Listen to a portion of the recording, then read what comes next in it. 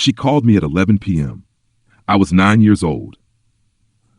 I remember sitting upright in my bed in the dark, holding the phone with both hands because it felt important, because she felt important, because making her feel better, that was my job. She wasn't calling to check if I was okay. She was calling because she had fought with my father, because she needed someone to calm her down, because she was lonely, because she needed someone to carry what she could not carry alone. And I was there. I was always there. I didn't know what to call it back then. I just knew my mother's emotions belonged to me. Her sadness was mine to fix. Her anxiety was mine to absorb. Her loneliness was mine to fill. I was 9 years old, and I was already exhausted. Dark psychology finally has a name for what happened to me. It's called parentification, and it is one of the most invisible, most normalized, most psychologically damaging forms of childhood trauma that almost nobody talks about. From the outside, we looked close. Not just close, special.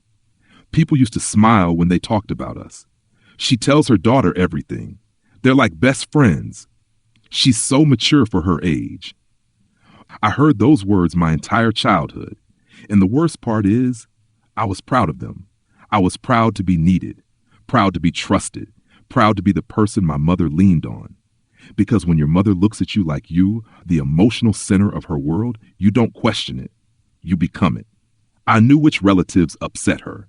I knew when she was pretending to be happy. I knew which nights she cried before my father came home.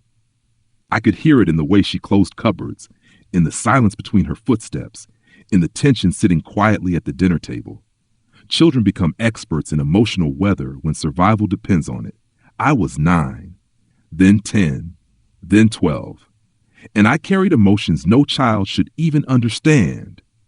Dark psychology calls this parentification. It happens when the emotional roles inside a family quietly reverse. Instead of the parent carrying the emotional weight of the child begins carrying the emotional weight of the parent. The child becomes the listener, the comforter, the emotional regulator, the one who keeps the household emotionally stable. And what makes parentification so dangerous is that it rarely looks violent.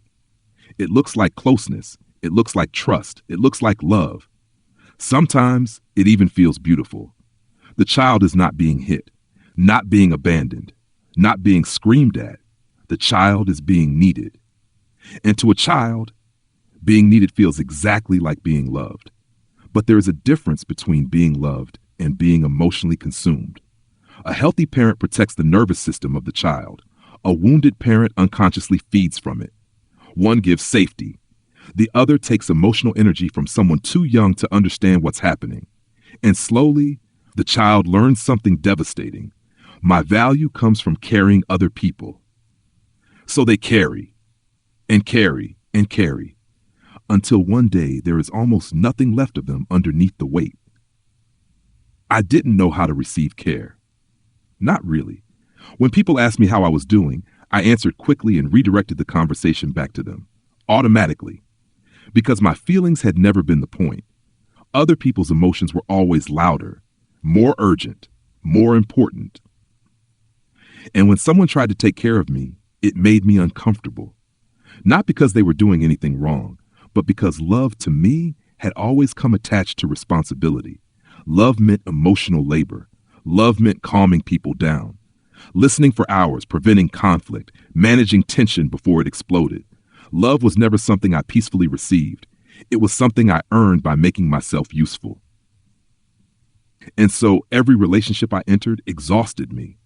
Not because the people were bad, but because I had been trained to perform emotional care before anyone even asked for it. I monitored tones, facial expressions, pauses, energy shifts. I walked into every room already scanning for emotional danger.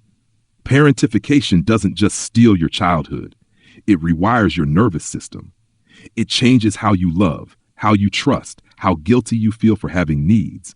It teaches you that your existence must always be useful to deserve space. I was 26 years old when I sat across from a therapist and described my relationship with my mother for the first time. And the strange thing is, I wasn't describing trauma. I was describing something I thought was beautiful, something I thought made me special. I told her how close we were, how much my mother trusted me, how I was the only one who understood her, and my therapist listened quietly. No interruption, no judgment. Then she asked me something I still remember word for word. How old were you when you started taking care of her? And I didn't answer, because the question felt wrong. Because in my mind, I hadn't been taking care of her. We were just close. We supported each other, didn't we? But suddenly memories started rearranging themselves in my mind. The late night phone calls, the emotional breakdowns, the pressure to comfort her, the guilt whenever I wanted distance. And for the first time in my life, I stopped seeing those memories through my mother's pain and started seeing them through the eyes of a child. That night I went home and thought about the 11 p.m. phone call, then another one, then another, years of them. And for the first time, I imagined the little girl on the other side of the line, a child sitting alone in the dark, holding a phone with both hands, trying to sound calm enough to stabilize an adult, trying to say the perfect thing, trying to prevent someone from emotionally collapsing. Voice cracked softly, and suddenly one question entered my mind that had never entered it before. Who was taking care of her? Long silence. Who noticed when she was overwhelmed? Who protected her nervous system?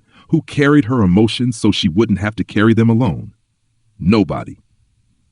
Because she was too busy carrying everybody else's. And I need to say something carefully here. I do not tell this story because I hate my mother. I don't. She was not evil. She was wounded, lonely, emotionally starving, and like many wounded adults, she reached for the nearest source of comfort available to her. But that source was me, her child.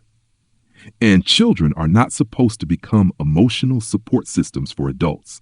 They are not therapists. They are not marriage counselors. They are not containers for adult grief. Children are supposed to feel protected, not responsible for protecting everyone else. If you grew up feeling responsible for your parents' emotions, if you learned to read moods before you learned to read books, if being needed became the closest thing you ever experienced to love, if you still apologize for having needs, then hear me carefully. That was not emotional maturity. That was survival. That was emotional labor that never should have belonged to a child. You were not special because you could calm adults down. You were not wise beyond your years. You were a child carrying emotional weights that would have overwhelmed most adults, and you carried them because nobody told you that you were allowed to put them down. But you are allowed to put them down now. Dark psychology does not only exist in cruelty. Sometimes it exists in the silence around unhealthy things that everybody learned to call love. It exists in the exhaustion we normalized, in the guilt we inherited, in the emotional patterns we repeated because they were the only patterns we ever knew.